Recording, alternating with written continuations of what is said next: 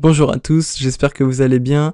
Aujourd'hui, on se retrouve dans cette série de vidéos où donc tous les mois je reviens sur mon portefeuille, les avancées, les montées, les descentes, mes rachats, mes ventes.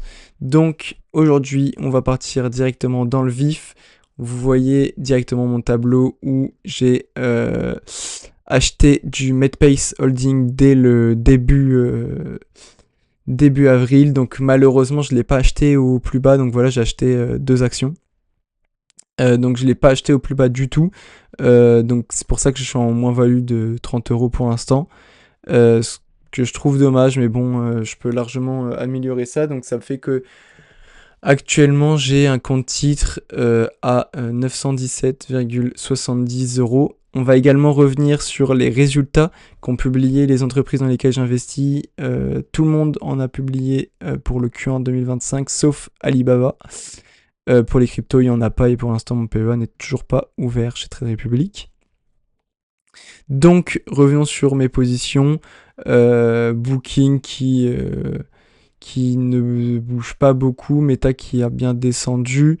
Il y a eu une forte baisse, hein, pendant avril, il y a eu Trump qui a fait un peu tout et n'importe quoi avec les tarifs douaniers, mais bon, c'est encore toujours très cher. C'est pour ça que la seule que j'ai trouvée à mon goût, c'est Medpace Holding. D'ailleurs, n'hésitez pas à me demander si vous voulez des watchlists que je réalise sur Gram. Donc, un site qui a été fondé par un YouTuber qui est vraiment très très fort en finance et très intéressant. Donc, mes positions en crypto-monnaie, je suis enfin en positif parce que là, les Solana et SUI que vous voyez, en fait, ça marque que j'ai investi cet argent-là, mais c'est juste de l'argent que j'ai injecté, mais j'ai déplacé du Bitcoin en Solana et en SUI. Donc, le SUI, j'ai dû l'acheter vers 3 € et quelques. Et le Solana, je l'ai acheté pour 130. Et là, il est remonté à 155, donc ça fait plaisir, bien sûr. Ils sont tous en stacking, c'est-à-dire que ils génèrent de l'argent. Ils génèrent des tokens qui me donnent encore plus d'argent. Donc voilà, donc mon but c'est de me diversifier un peu, ça a marché. Au moins je suis plus en énorme position Bitcoin. D'ailleurs, on peut voir que ça y est, la bourse commence à remonter le Bitcoin sur ce graphique. Donc là c'est un peu plus personnel, mais en fait je viens d'acheter ma moto, c'est pour ça que je peux investir davantage. Donc c'est pour ça là je vais mettre les bouchées doubles sur mes investissements parce que j'ai plus rien à payer à part les petites choses du quotidien, etc. Mais bien sûr j'ai une épargne de sécurité et je gère ça de mon côté. Mais donc je vais pouvoir commencer à réellement acheter des actions entières, plus pas des bouts d'actions comme je faisais actuellement, et vraiment m'exposer davantage. Par contre, va falloir que je prenne ça avec beaucoup plus de précautions, c'est-à-dire vraiment avoir un prix fixe, des checklists précises.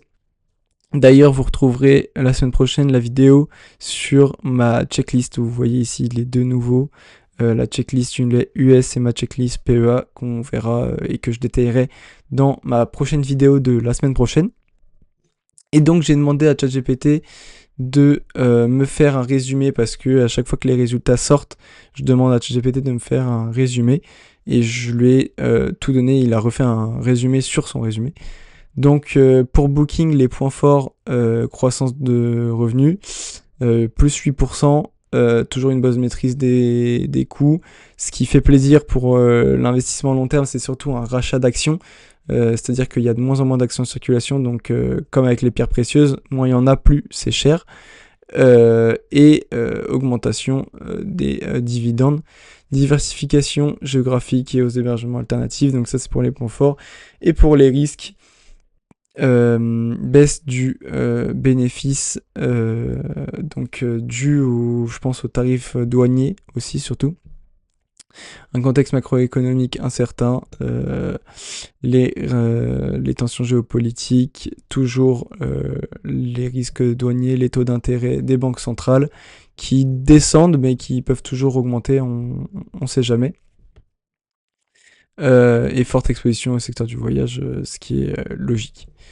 Donc pour Meta, croissance de revenus de 16%, bénéfice net de 35%, c'est leur plus haut, si je dis pas de bêtises.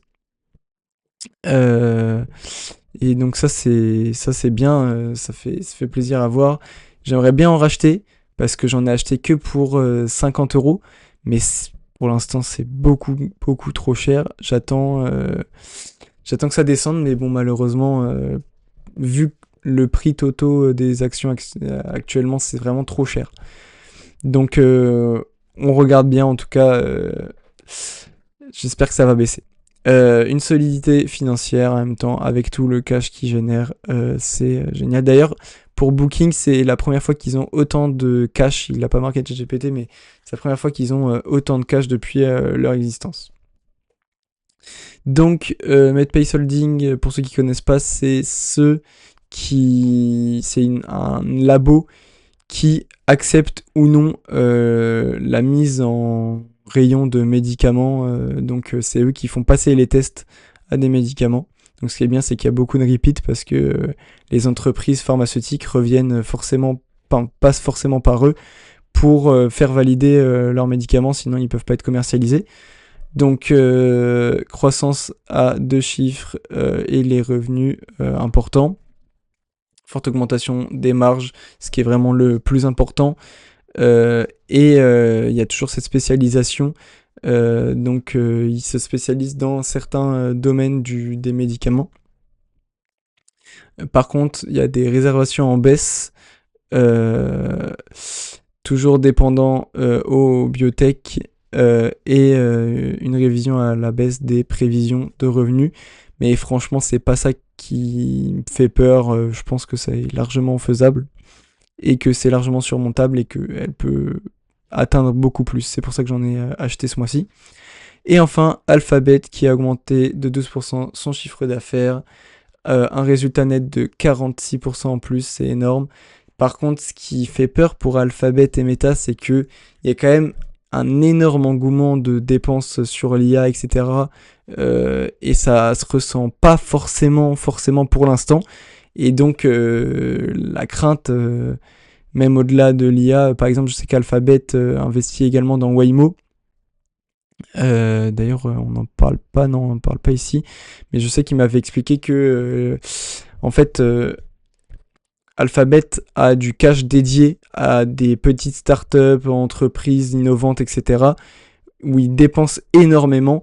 Mais pour l'instant, il n'y a pas de rendement, c'est vraiment juste de la spéculation et des paris, mais malheureusement, pour l'instant, ça paye pas, donc c'est énormément d'argent mis à des endroits pour l'instant qui ne sont pas rentables. Donc voilà, après, seul l'avenir nous dira, mais je suis toujours serein sur Alphabet, et puis je garde qu'une action, je pense pas en racheter d'autres.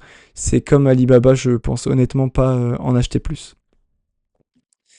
Donc voilà pour mon mois d'avril. N'hésitez pas à me demander plus de choses. On se retrouve la semaine prochaine pour ma checklist. Et au revoir.